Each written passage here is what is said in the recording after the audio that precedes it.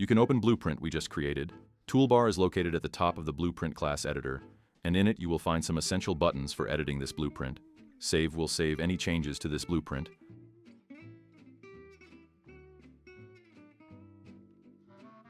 Browse will find the location of this blueprint in your content browser. Compile button will convert your blueprint in a format that can be executed. Before running your game, you have to compile your blueprint if you want any changes to take place. This 3 dots next to compile are settings connected to compiling. You can save your blueprint on compiling, or you can jump to error node if compiling is not successful. With find, you can search for something within this blueprint. And if you click on it, it will jump you right to it.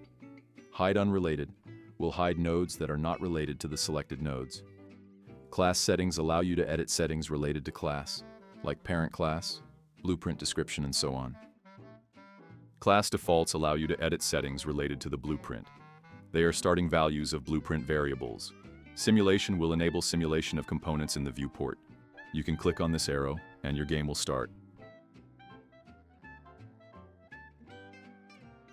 If you click this 3 dots, you can play the game in new window. To exit play mode, press escape on your keyboard. And debug will select the object to debug. Basically, if I drop this blueprint into the level, I can select him here. And now, when I play the game, I will be able to debug that object.